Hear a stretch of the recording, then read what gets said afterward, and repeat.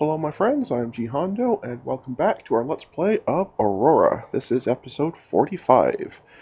Between episode 44 and this one here at 45, you'll notice that the time has jumped many years. I kind of got into the 4x problem of just one more turn, I'll just click the next, the 30-day button one more time, one more time, one more time. Yeah. Anyway, since last episode, I've done quite a bit. The very first thing I did is I scrapped every military ship I had, so I would stop paying maintenance on them. Um, I had spent a fair bit of time trying to decide on a layout for the offensive fighter, and I couldn't come up with one I actually liked. There were some I'm sure would work, but just not one I liked.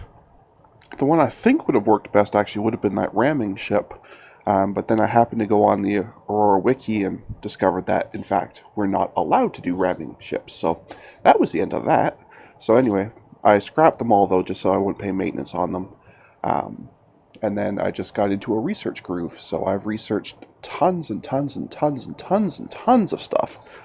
More than I really could even consider going over. But anyway, basically I've pretty much completed I completed the research speed all the way, because that was obviously the best thing to do right away.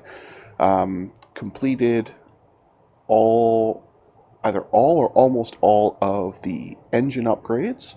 And then I started getting into lasers, so I did all those. I haven't done any of the other weapons too much, but I was concentrating on lasers. What else? Some armor and shields, a couple of points of those, and I really got into the cloaking and thermal reductions, and I'll show you why in a second. The other thing I did is I've built the other two jump gates from Tau Ceti, this one here and this one down here. You'll see though that they still say unexplored. I haven't actually gone through them yet. I just built the gate on our side of them. And that's what we'll be going through today with one of my new ships.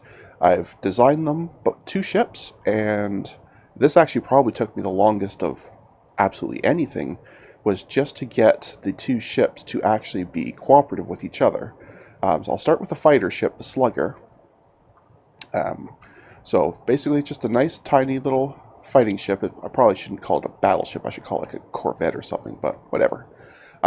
What I did with this one is I just made an advanced spinal mount laser, which brought it up to fully 120 centimeters, and that means it can deal 377 damage, which is just awesome. At least I think that's what that means. I don't know how to read these numbers, but anyway, I think that means it does 377 damage. I guess actually I could check here. That would tell me maybe it's a little easier to see it from this screen. So I did an advanced spinal mount for the largest size, 80 is as high as it goes. So yeah, 377 damage, firing once every 80 seconds, which is a little bit slow, especially considering that's its only offensive weapon. But the fact is, there should not be much, if anything, that could take that kind of hit. The only real problem I'll run into, I guess, is if there's a whole bunch of little ships. Because obviously I can blow one of them away in one shot, but then the rest will swarm me. But I do have CIWS, so if they fire missiles, I should be okay there, that way anyway. But yes, I named this the little Slugger because the ship itself is the Slugger. So basically it's a gigantic laser with some engines attached to it. It's pretty much the idea you can think of. I did give it, basic sensors, so it can at least see enemies itself this time. I built a satellite vessel as well, but we'll come to that in a minute. Gave it some shields, the best drive I could make. So it's pretty decent. I'm expecting it to stay out for about a year, probably a bit less, but up to a year. And I think it'll do okay. I built a power plant specifically for it. That's why I called it the one gun. So it produces exactly the amount of power that this gun needs. Because as far as I know, you don't need power for anything else other than weapons.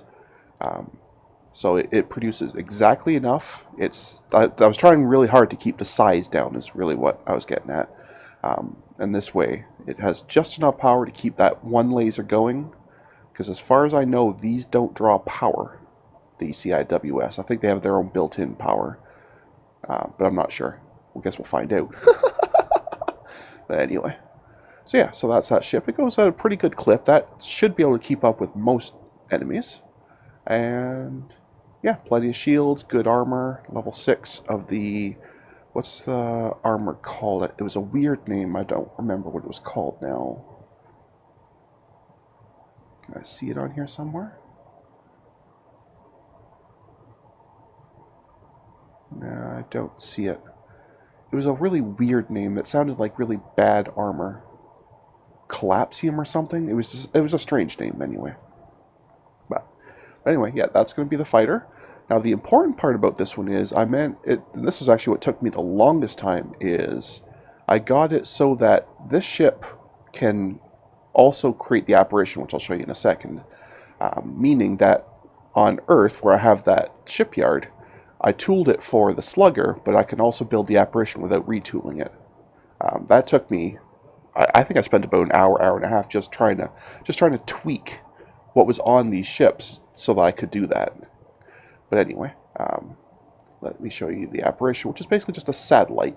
Now, the neat thing about this one, it has no weapons whatsoever. It goes at about, actually exactly the same speed. It has the same engine, has the same weight. But it has no weapons, but what it does is it has an incredible cloaking device, 99.5%. Plus, when I made these drives, I put on the best thermal reduction I could. So it gives off almost no thermal signature at all. Because it doesn't have shields, it doesn't give off an EM signature. So this thing should be basically impossible to spot. That's why I named it the Apparition. But then it has, of course, just all the normal scanners, and including the gravitational and geological scanners. So the idea is going to be that I fire one of these things through the jump gate. It could take a quick look around, make sure it's safe. If it's safe, then I just send in the gate builder to build the gate on the other side, no big deal. And if it's dangerous, then I can send in a slugger to beat up whatever's there. That's the theory. So we're going to see how well that goes. So on Earth, I have paid an exorbitant amount of resources to build a second slipway on this primary shipyard so that I could have one of each, a slugger and an apparition, being built at the same time.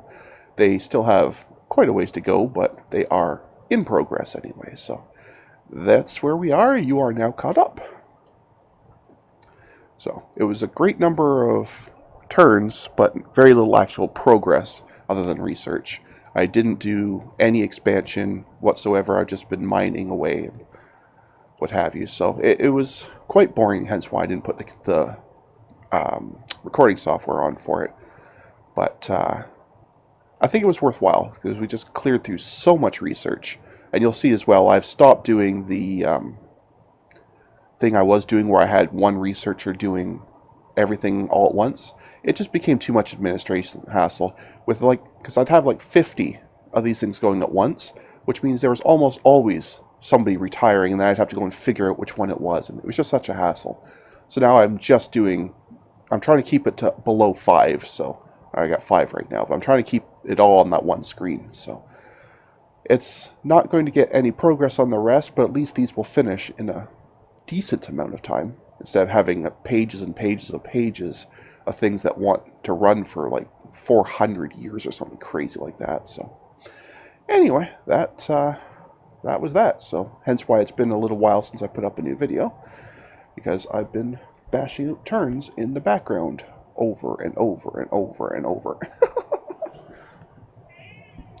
On the upside, the gas pump has been bringing stuff back to Earth, and we now have 276 million liters of fuel here, which is far more than I should probably need. But anyway, plenty of gas. And that's just a case of deciding which one of these we're going to go through first. Probably one, just because it's closer, but no big deal. Smokey, buddy, why are you screaming at me, sir? Oh, you need belly rub. I see. Well, thankfully, I only need one hand on the mouse for this game, so I can give you belly rub. Yeah. He was lying there so nice and quiet until he started listening to me recording, then he decided he had to wake up and scream. The joys of owning cats, I guess. Anyway. So I'm still working on also trying to reduce the amount of time it takes between turns. I was looking on the wiki about it, and it said there were a few things we could do. The one I am going to do for next season already, which is reducing the number of stars. So I did that. It said the other thing I could do, if I can remember where it was, there was something you could set. I think I've forgotten where it went. There was some option you could set where basically it just would never do any updates for a sector. Like it would just basically completely ignore it. I don't remember where that was. Maybe it was in one of the other screens. So I did that for Barnard Star because frankly there's absolutely nothing here. There's never going to be anything here. Having said that, did I not survey these? I thought I did. But this is acting like I haven't surveyed these waypoints. So there may actually be another jump gate here. I thought I surveyed them already, but apparently not. Huh, interesting. Anyway, but we'll start with Tau Ceti. That's the one I've already built the gates for, so. Anyway, how are we doing here? So the Apparition will be ready January of 81. Okay. And then the Slugger about a year and a half or so after it in late 82. Alright, that's not bad. I probably should have ran the clock a little bit more before I started the recording, so you wouldn't have to wait for it to build these ships, but I wanted to make sure I didn't forget anything that I'd done, so I thought I'd better get the recorder on and get through everything. Oops, and something has finished. Shipbuilding rate, actually that should help, because that should, yeah, it did, it knocked some time off of these. Fantastic. Is there another one of those? There is. Awesome. Okay, work on that. That'll probably take, oh, yeah, the ships will be done before it is, but that's okay. I suppose I could peel somebody off of something else, but, it's fine, I'll just leave it. Either way, these will be done in just a couple of years. It's not that bad. Not bad at all. And it's giving me time just to continue mining anyway, so it's not like it's a big deal. We haven't run into any quote-unquote real aliens. The ones we ran into in Kruger were clearly just like a set little opposition. I don't think that's actually a race that's in the game yet. At least what I'm reading is making sense to me. An actual non-player race and just those little tiny encounter type things are not usually the same, so we probably don't have any opposition, like true opposition yet. And if we do, well then I guess they're getting a lot of research done too, so I guess that just makes it a better fight. Anyway.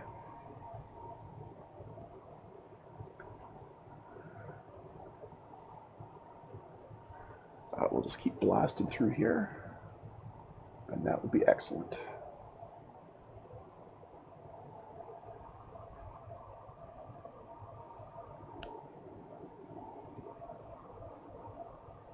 Well, hopefully people are enjoying the series so far. If there's any comments you'd like to make, especially if there's any type of change you want to see before Season 2, whenever that starts feel free to leave me a comment. Or, like I say, if you can think of an actual good spot to put a cut, like a final cut for this season before I start Season 2, let me know. Currently, the master plan is either when I get bored of the game or when I get absolutely squashed by aliens. So far, neither of those things are happening, so we're good. But at some point, that may happen, I guess. Well, the second one definitely could happen at any time, but let's, we finished the colonization cost, which I think was for, who was that one for? Was it these guys? Oh, they're still at 3. Okay, that didn't help much. That's alright. Let's just increase the shipbuilding rate. Let's see if we can bring that to finish. 382. Nope, still not quite. I could steal 10 more labs off of something else, though. Maybe I will. We don't really need stronger shields yet. And we don't really need stronger shield regeneration yet. That'll do. I am doing ground unit strength because I noticed that that helps with planets that have... I don't know if I even have one right now. Ah, here's one where their political stability dropped really, really, really low. So I did start building them a PDC and, you know, bunches of ground units. The ground unit strength does slightly improve the amount of policing they can do, and thus helps them with the political stability. So that's why I'm still researching that, and I think I'll build these guys another garrison just to be happier. This is going up because the last I looked at it was below 3% about a year or two ago, so it is going up, so it's okay. I think everybody else though is happy. As far as I know, anyway. No, they're a little bit upset. Oh, yeah, they... Okay, well that one's in progress still, so they should be okay once that's done. I have no minerals here whatsoever, and I don't really feel like shipping them, so I just had Earth build a prefab one and then shipped it over. But they'll finish that up in about a year. There's no way that this will drop that much in a year. I don't think, anyway. Let's see how much it goes in 1 month. 9354.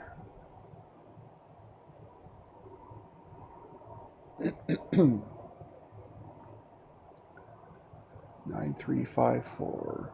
Oh, it's actually gone up a tiny bit. 935 by 0.05%. Okay, so that's fine. I'm not going to worry about them at all then. Never mind. Alright, so still waiting for these guys. And things are looking good.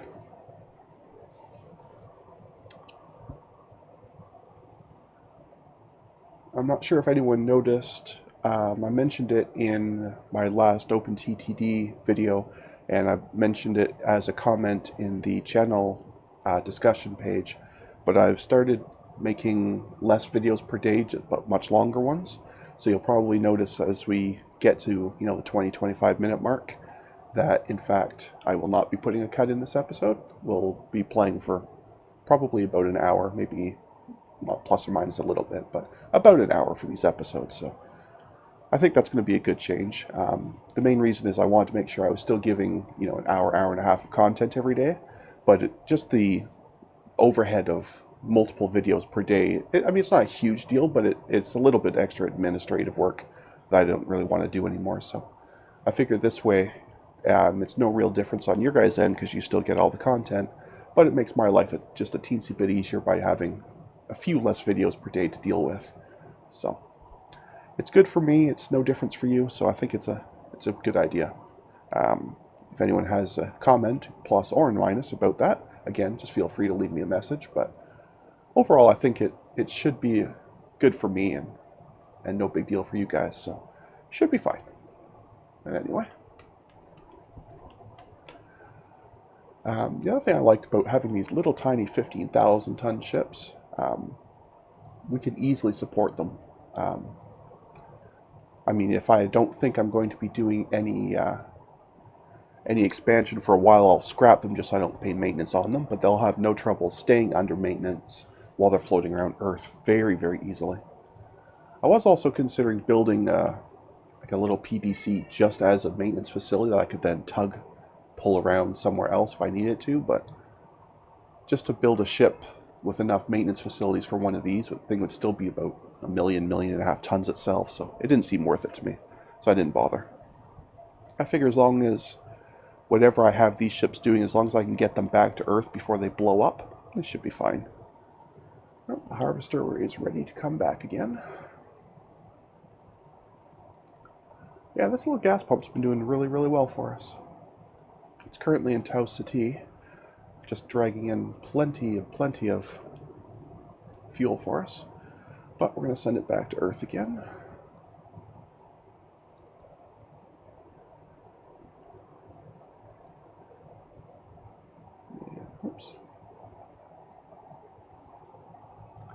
If I send it somewhere else, I would have to remember to take off and then put back on the conditional, because all the other places have a Saurium gas giant still. Earth doesn't.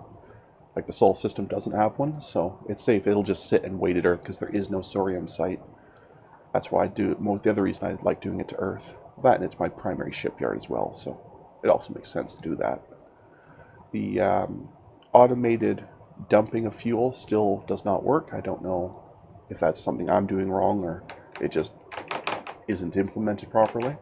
But either way, I'm still doing these manually. So now we're up to 3 million. Is that million? Sorry, 300 million fuel here at Earth, which is just awesome. And now we'll send this back to Tau Ceti. Anywhere there, it doesn't matter, because once it gets there, it'll see that it has nothing to do, and then this conditional, or this default order will kick in. So it doesn't really matter where I send it in Tau Ceti, just anywhere there, and it'll figure itself out on the way. Excellent. Let's keep an eye out on... They're all still fine. July 81. No, these will finish first, or at least one of them anyway. Okay, so it is the shipyards we're going to keep an eye on. Excellent. Actually, I guess calling this the battleship actually worked, because that means its subtitle is BB, which I'm mentally saying is short for baseball bat. So I guess that really kind of works out well, because that's kind of what the theme I went with on this one. It basically just floats over and smashes the other ship with a gigantic laser, which is about the closest you're going to get to a baseball bat in the future, I guess. I don't like, though, that the screen keeps popping underneath. That's kind of annoying. The other thing I was reading on the wiki about getting the game slowdowns, apparently the civilian shipping fleets are a big part of the slowdown. And it said I could just manually delete some of their ships, but I can't figure out how to do that. So if anyone does know how to do that and can leave me a comment with instructions, that would be much appreciated. I did go and obsolete some of their older designs, but that doesn't get rid of the actual ships they've already built. It just means they won't build any more of those crappy ships. But I have no idea how to get rid of the horde of ships they already have. So I guess what that really does mean is when I do start next season, not only will I have less stars, but I'm also not going to subsidize the civilian fleets. Just means I'll have to build a cargo ship earlier than I normally do, and then just do whatever hauling around I need to do myself, which isn't a big deal. So, and I think the other thing I will make sure I don't do is, because this I think is adding a little bit to the slowdown as well. On Earth, like I've built obviously lots and lots of stuff, but specifically 50 levels of military academy is probably too much, because it has to, because I have so many both naval and leaders and civilian administrators and scientists and all that. So every single turn, it's got to go through and check if any of them are ready for promotions or are ready to retire or what have you. And because I have so many, that's probably slowing it down as well. So I'll need to make sure I can build a few military academies, but obviously 50 is far too many. And you can't move them. I was thinking maybe I could just move some of them to another world and just, trim it down a little bit that way. Or put them on the ship and then accidentally jazz them out into space. But it didn't work. I even tried coming in here and telling them to build, like a negative number of them. And it lets you put it in. It even updates here, if I advance the clock, that the projected usage becomes negative, but it doesn't actually work. So, sad times. But anyway. As far as I can tell, there's no way to blow up extra military academies, so we're kind of stuck with them now. Oh well. It's for learning. It's for fun. Why not? I at no point said I was an expert at this game. In fact, I'd say I'm very much still nowhere near an expert at this game, although I have learned quite a bit just from playing this season with you guys. So I think I'll do better next season, but still I'm nowhere near what I'd call an expert. especially when it comes to the combat. Like that's still like I still have a lot of trouble getting the ships to do what I think they should be doing on their own. But anyway, it's okay. We're about a year and a half away from the apparition, which is very nice. Everything there is still going just fine. Okay.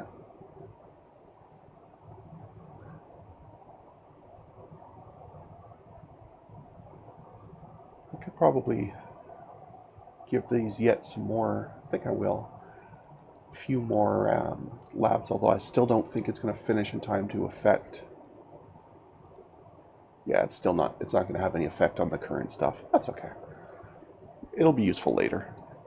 If I do find some stuff with the apparition, I send the slugger in and it just gets its butt kicked, I'm going to need to be building either a whole bunch more of them, or I may need to design an actual real battleship, like something humongous. So having that extra build capacity may turn out useful later anyway, so it can't be a bad thing to have. But yeah, this is basically what I was doing for hours and hours and hours, only I didn't even have ships to do. It was just staring at the research screen, hitting next, next, next, next. It was pretty harsh. The sadder part was, and actually the main reason I did just keep doing that is every time I researched either a new weapon or an upgrade to the engines, I'd go and design it, and I'd go and research the new design, and then by the time it was done, I'd notice how close I was to another upgrade, so I was like, I'll just wait for that. So I ended up researching quite a few designs that, like, so they're there, but they're obsolete, they've never even been used. So it was kind of silly, a bit of a waste of research points, but like I said, I did the actual research speed upgrade first. Like it was on I think 50 or 60 labs with a 60 or 65% researcher for about 20 years or so. Like it took a long, long time, but once that was done, that was totally worth it. Because now each lab's worth 1,500 plus the percentage bonus. So after that, we started cruising through the research, and especially once I decided to get rid of the massive number of projects at once and started actually concentrating on a few of them, then they start to really go relatively much better. So, all right, we are closing in swiftly on the apparition. Excuse me. We're almost there. And then we just need to float over to Tau City and poke our head through and see what we can see. Oh, I should mention actually the jump gate builder I did also redesign. I didn't remember to show it, but it wasn't a huge upgrade.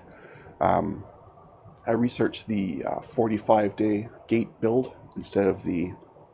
So I built a new one that had... Because the old one had a 90-day. So it's not a huge deal. The new one can build a gate in half the time. It's really the only difference.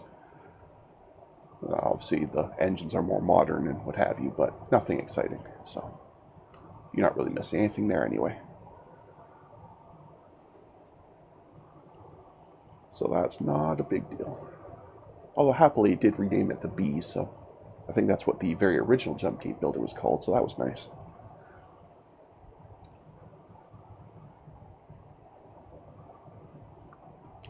But I think once the apparition's done in Tau City, I think I should actually send it over to Barnard Star. Because I thought I had done the gravitational surveying long ago, but perhaps I didn't. Or maybe I've got it set to display. I think, I'm not sure. I'll have to look at that later. I don't want to stop the progress we're making here because the turns are actually going by at an almost tolerable speed now, so I don't want to give that up. We're so close. Another 2 months and then a 5-day tick and it's done. This is fantastic.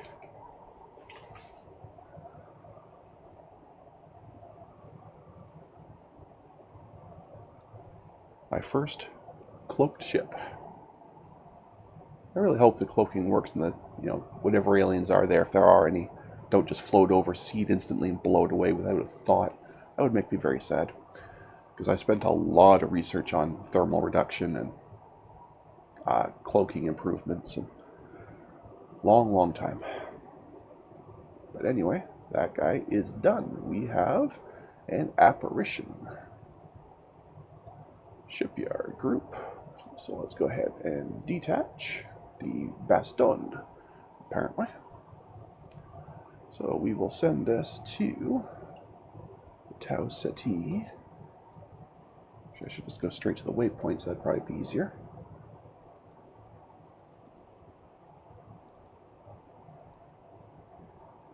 And we'll go to jump point 1. And we will jump through. Now what I don't know is, do I have to manually put the cloak on? No, it doesn't look like it. I guess that they're just always on. Okay. And this thing doesn't actually have shields per se, so I don't need to worry about that. It has no weapons, I don't have to worry about that. So it's just a case of hoping that it doesn't actually get caught. And then if I need to, I can put the active sensors on, but I hope I don't need to. But anyway, let's see. So 7 days, you think? Okay. Maybe I'll just do the day ticks here then.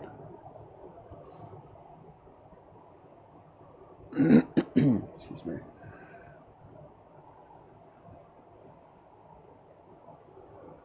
And we should see it pop through. I should probably zoom in because it's just going over to here. Oh, here it comes here.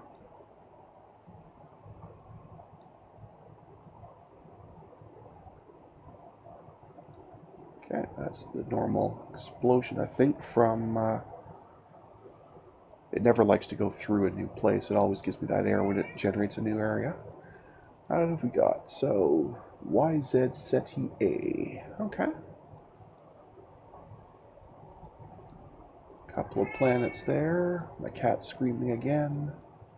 No immediate sign of aliens. Oh wow, that's quite the distance between the inner and the outer here. But it looks pretty safe. So let's go ahead and start. Oops, there's my baston. Let's go ahead and start the geological surveying.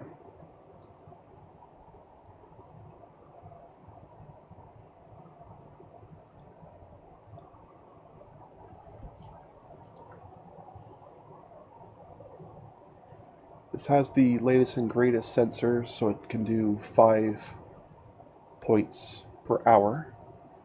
Basically the equivalent of having 5 of the very earliest scanners on at once. So it should be able to buzz through all this geological surveying relatively quickly.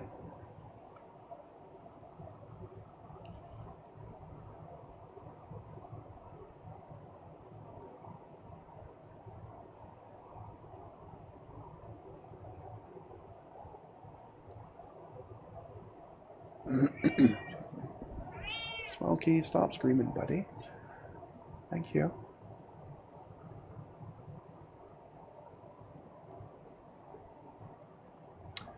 And then we can see if there's anything good here.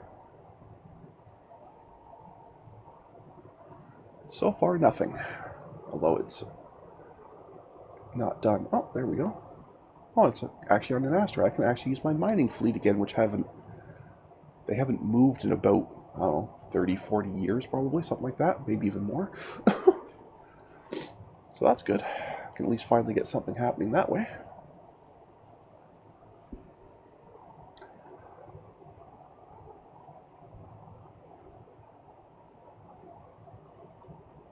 I currently have it hiding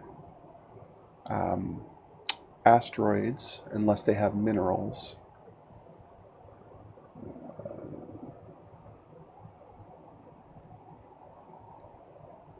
Just because it takes up a lot of CPU, so.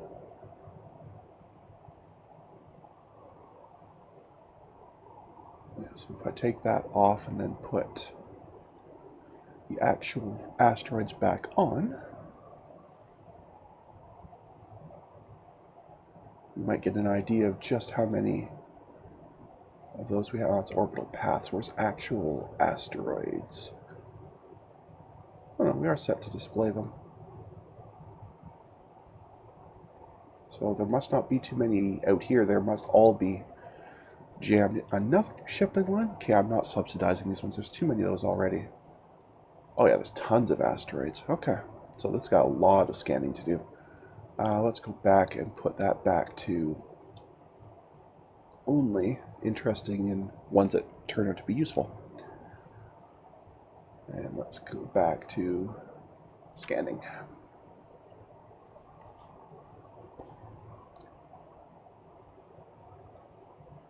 But so far, this place is doing okay. I'll obviously need to do a lot more scanning before I can tell if this place is worth colonizing or not, but it certainly appears to be a safe spot. I would think if there were any aliens in here, I would have seen them by now. They may not see me, but I would think I would have seen them by now, so I'd like to think that anyway.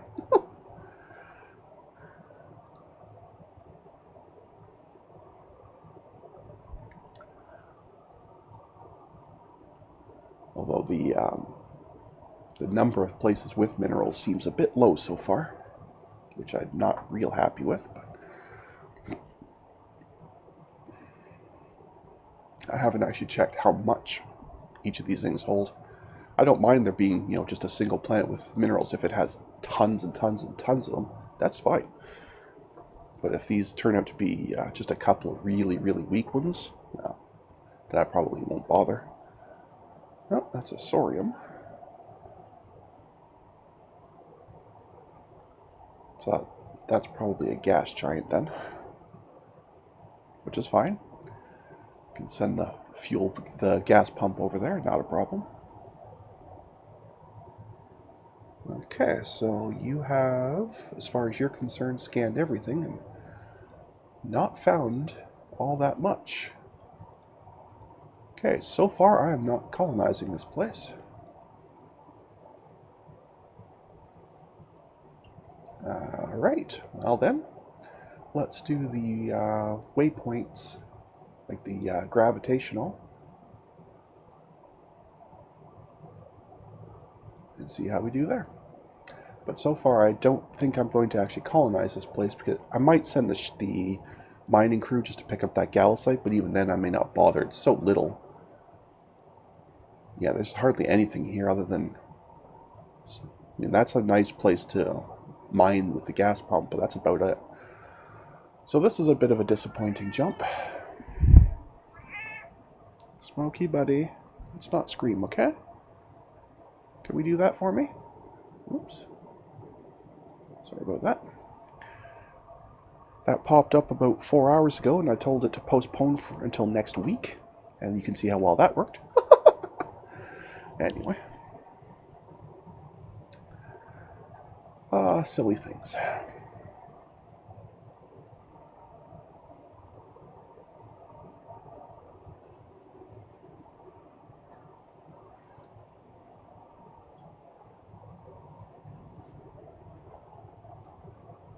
Okay, so it is hiding ones it hasn't. So maybe I didn't ever do the one in Barnard Star.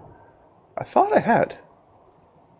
I know I had nothing in terms of minerals to scan because there were no bodies there, but I thought I still did the waypoint, the gravitational. Well, that's fine. I guess the Bastion can go and do that at some point. Oh, the other thing I need to do before I forget, actually, very important, is I need to be able to get this thing to be able to come back. Now that I know it's safe, I can send my jump ship builder here. Zip through there and build the return gate. And when that's done, then you can go through it and return to Tau City, fuel up, and then just hang out and wait. Okay. Almost forgot about that. I was about to strand the Bastion here. That would not have been so fun. I suppose what I could have done is I could have put a jump engine on it. Then it wouldn't need it. But I figure, if the place is hostile and it gets caught, it's going to get blown up anyway. But if it's not hostile, I could always just send the bee in to build the gate. Apparently that requires me to remember to do it, but that's not a big deal. Spent so long just doing research, I kind of forgotten the basics of doing what should be done here. That's okay.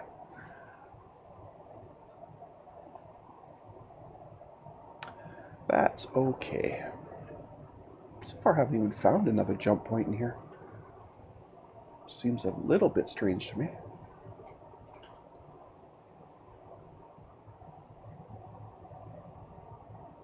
Ah well, that's okay.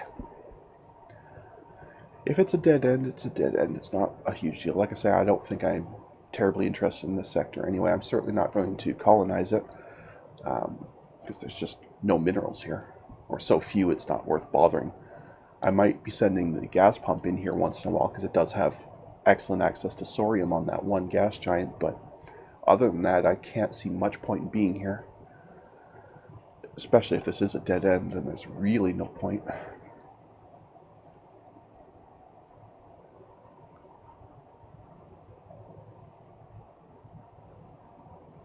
Now, by the time the by the time the basstone is done, I think the bee should be done or very close to. So they can actually both kind of leave together. Because I will definitely want to send the basstone back to Earth, let it repair and overhaul and all that. The bee is, of course, a civilian ship, so all it really needs is fuel and to hang out at any colony. But the basstone is a military ship, so I'll need to bring its maintenance clock down, do a little overhaul and what have you. Okay, so it looks like the bee is going to win. But it was a close race.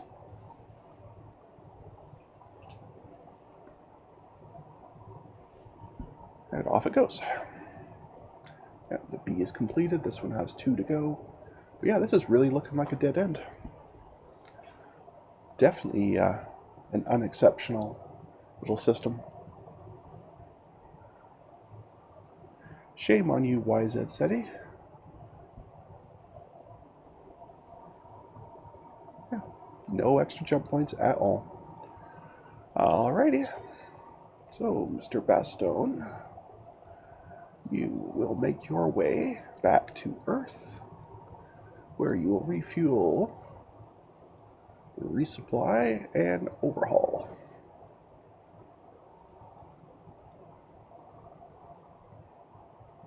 And we will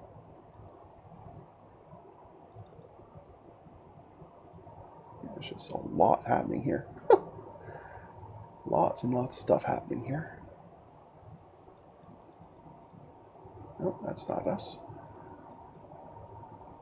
Okay, let's just focus on the sun and then zoom in. That's us here. Over here. There we go.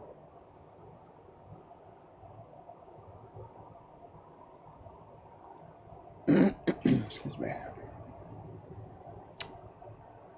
And then once the basstone is done overhauling and refueling and shore leave and all that, we'll go back to Tau Ceti and we'll try the other jump gate, which hopefully will work out a little bit better. Hopefully. And by better, I mean full of minerals, not full of aliens. I don't mind if there's another one of those little, just those little missile ships guarding a little listening post or something. Those aren't a big deal, but I'm not really ready to face a full-on actual NPR yet. So, at least not that I know of. Maybe I am, who knows. Anyway, the basstone has arrived at Earth, so now it's doing its refuels, resupplies, overhauls, all that happy stuff. Which shouldn't take too long, I don't think. The overhaul might, I don't know how long that takes, but refuel and resupply should take no time at all, basically.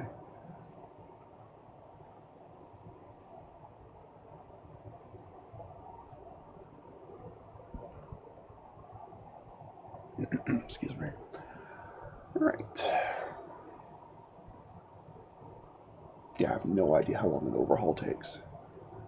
I don't know if it's like shore leave where basically every month is about, or excuse me, every day, every Oh, let me try this over again. Shore leave is where every cycle, the 5-day, knocks about a month off of um, the crew timer. I don't know if maintenance is the same or if it's faster or slower. I have no idea. But I guess what I should do is find that out.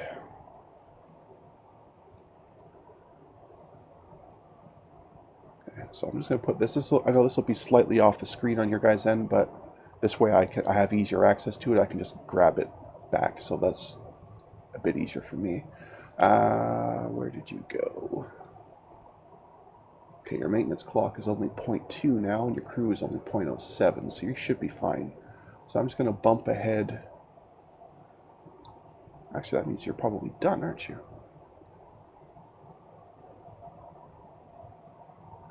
Okay. You know what? That's fine. Anyway, 0.2 months is absolutely irrelevant. That's, 6 days.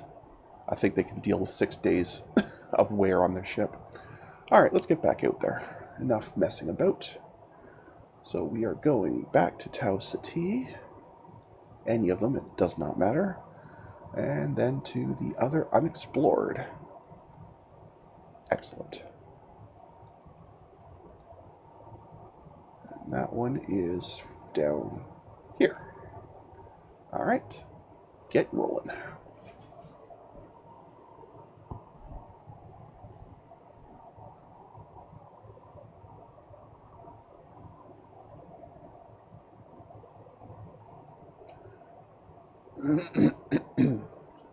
Well, I guess I need to make sure I'd like doing the geological first.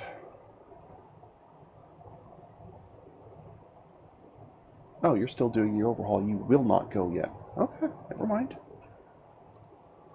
I guess I do have to wait for that to finish, officially. It's not like shore leave where you can just pack up and roll whenever. I guess it's inside a factory, so I guess that makes sense. Can't really leave if a couple of chunks of the armor are not back on. Well, you can leave, sir, but there's a giant hole near the cockpit, so you're not going to have any air. Probably wouldn't go so well.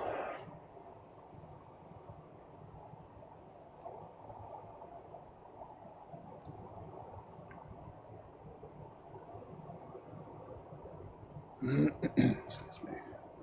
Well, I wouldn't think it should take too much longer. Well, I should probably be doing more than single-day jumps, I guess.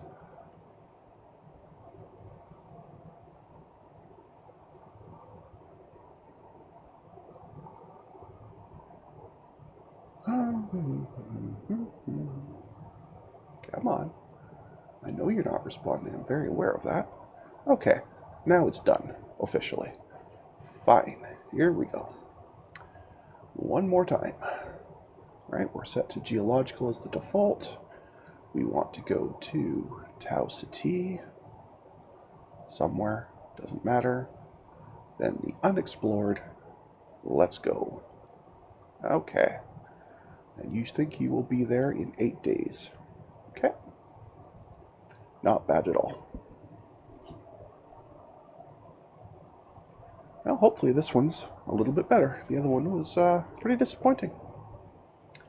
Let's see how we do here.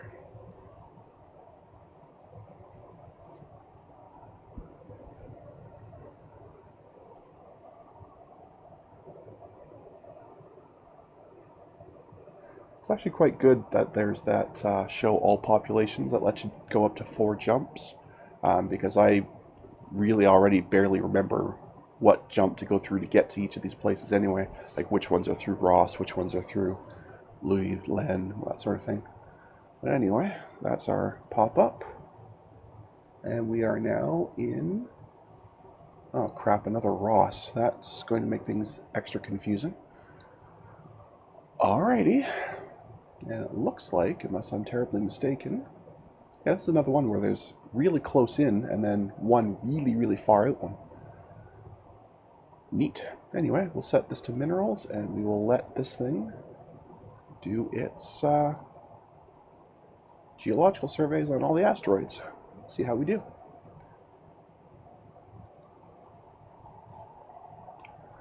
I'll let it get started before I send the bee in to build the gate, just in case.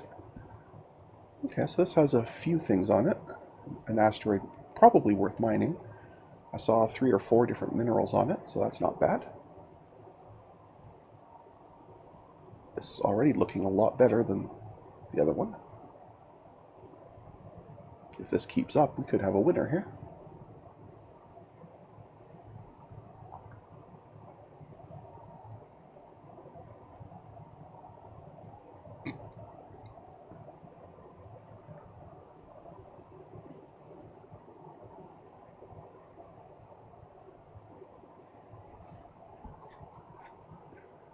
Oh, okay.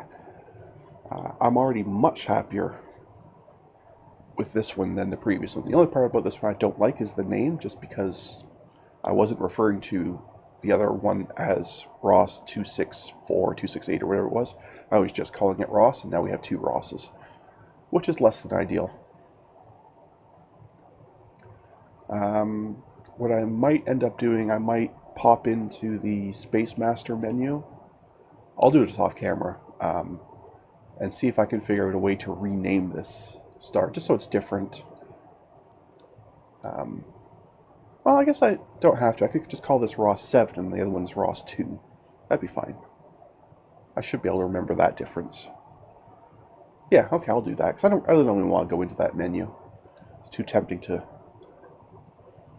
make changes that shouldn't be made, or accidentally click on something that really would count as cheating, that sort of thing. So I prefer just to leave Space Master off entirely. So yeah, I'll just refer to this place as Ross 7 and the other one as Ross 2, and hopefully I don't come up another Ross with a similar number. But yeah, this is definitely a place. I'm definitely going to be sending in the asteroid mining team, blow the dust off the off of their ships and get them out here. Hopefully one of the planets or moons is inhabitable, so we can put an actual colony here to dump all this stuff on. But if not, we'll just use the Hydra, the cargo ship, just to haul the stuff out. Wouldn't be the end of the world. But yeah, I'm seeing lots of stuff here, and I'm really liking it. This is fantastic.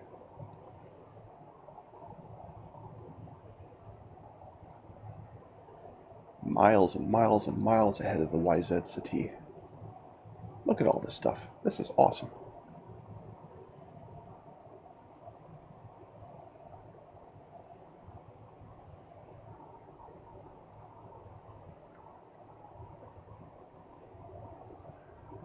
I'm going to wait until after it does the surveying over this far planet over here, just in case there is aliens. Right from this range, I probably wouldn't know they're there, and they should definitely not know I'm here. But if I can go over here and scan without finding anything, then I know it's safe to bring the bee in.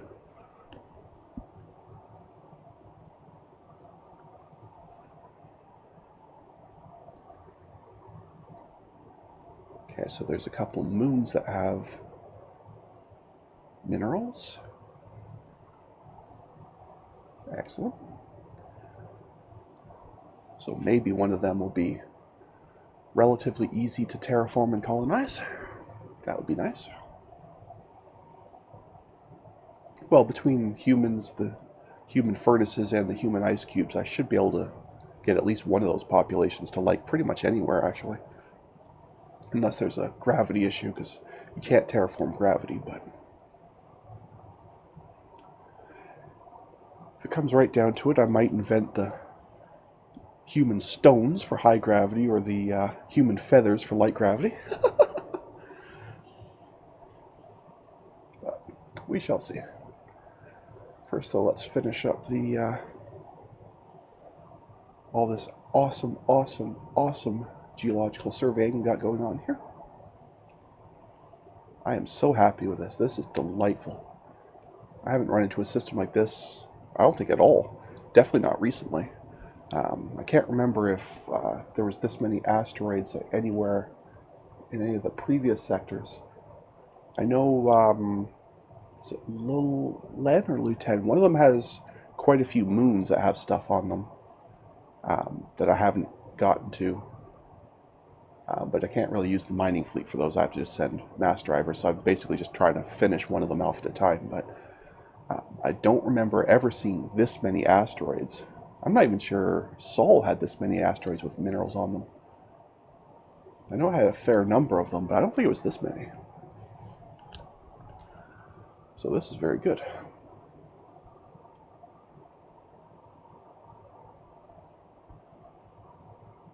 And of course, I could always send geological teams in. Oh, wow, look at that. That is 100 million of a bunch of stuff there. I could always send geological teams in because they may very well find more stuff anyway. So, absolutely delightful.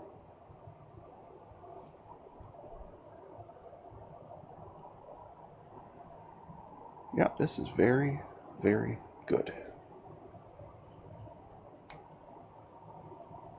And we're still not even done in the core area here. There may very well be stuff up here at this far planet as well. This is just awesome.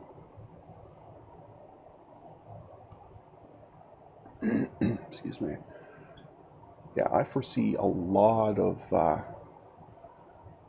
work here, clearing all these minerals, and I'm totally okay with doing that work.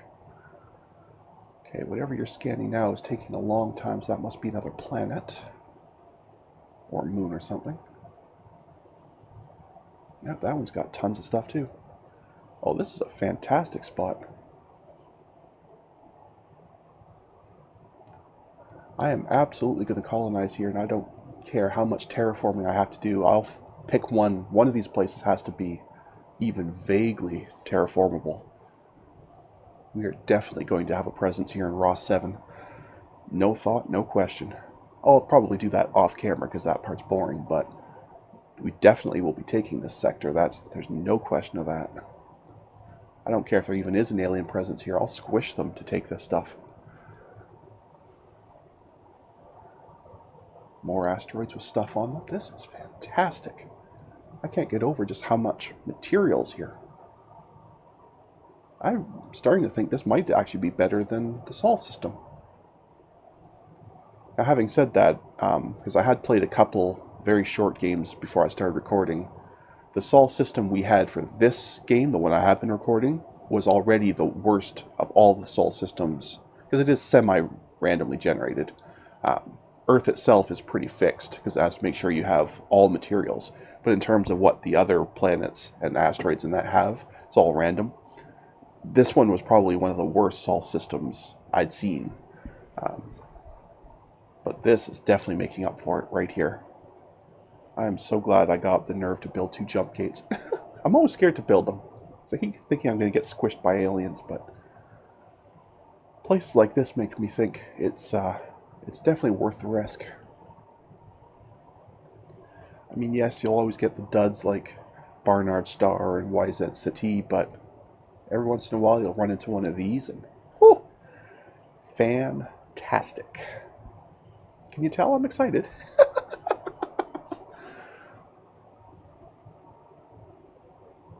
I almost now don't want him to go here because that means he's done in here. I kind of want this to just keep going and going and going and going. And wow.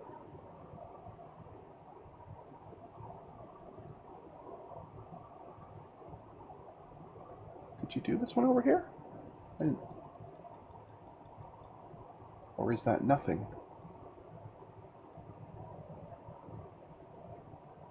Or is that too far away to... Maybe that's not officially within 10 billion. I may have to force it over there. That's fine, we can do that. Not that, well, I guess I can send the B, it should be fine. Where are you? Ross 7. Go through it. Build, thank you. Build a gate back.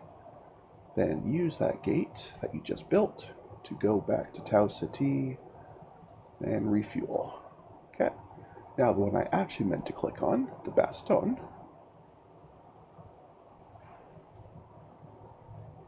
The arrow, this one here. Go do a survey. Yeah, it must be too far away. The auto orders will only go 10 billion. So this must be more than 10 billion kilometers here. I know it's really hard to tell in this scale, but it must be.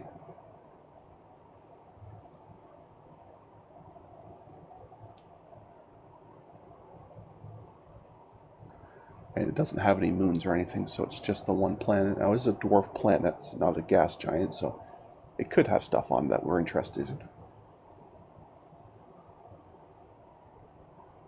Yeah, it's going to take like a week or so to get there. Yeah, it's definitely really, really far out. Very little gravity. Temperature, negative 267. Yeah, this thing's going to be getting basically zero sunlight from its star. So I don't think this is going to be the one we end up colonizing, but we will at least scan it. There's no reason I can't slap some auto mines and a mass driver on it. Even though that's going to take like a month to actually ship the stuff over, but that's fine.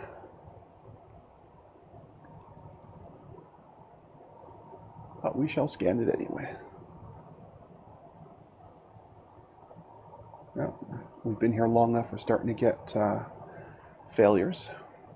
So I'll probably have to send it back to repair before I come back and do the gravitational survey. But that's fine. Not a big deal.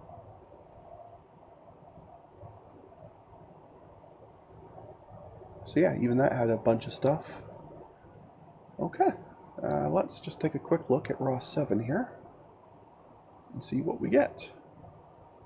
Okay, so there's already at least one that just standard humans could be okay with.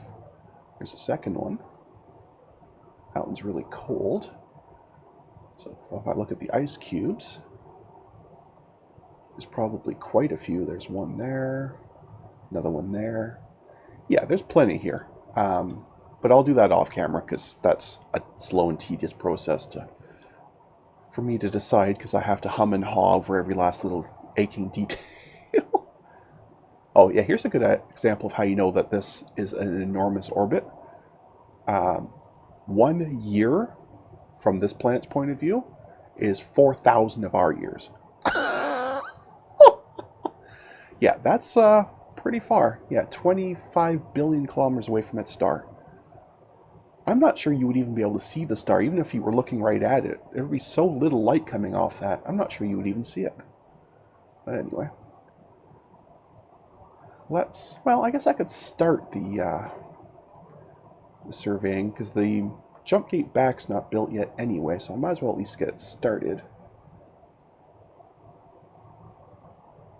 I may have to arbitrarily move you closer to do that, but that's fine.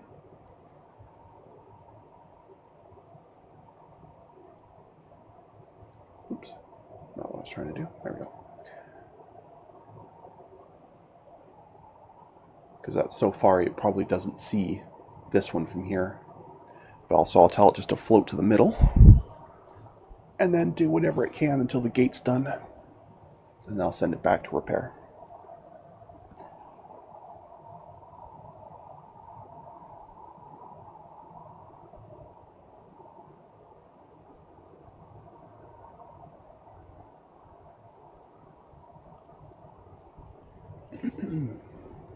Yeah, so I think this has been an absolutely fantastic episode. I think what I'll actually probably end up doing, I'll probably put a cut in for this episode here. I'll have the Bastogne finish the waypoint surveying, whether it does it in this trip or whether I send it back to Earth and then back out. Not sure. I'll also have it do Barnard Star just in case, but there's probably not going to be much out there.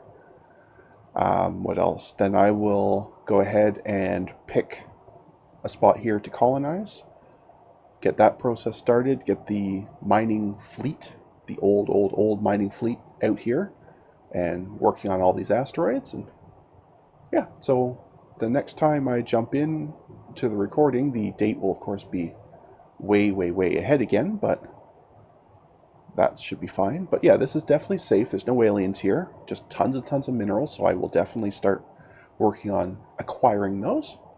And yeah, and then I will find and pick a new jump point that we'll work on the next time I do start recording again, because I think that's the most exciting part of the game, is opening up new stars. So I will save that for the next episode, and I'll do the rest of the administrative type stuff off camera. So at this point, folks, I'll put a cut in here. So thank you for watching, and until next time, stay calm, and I hope you'll come and chill with me again in the next episode. Thanks for watching. Bye now.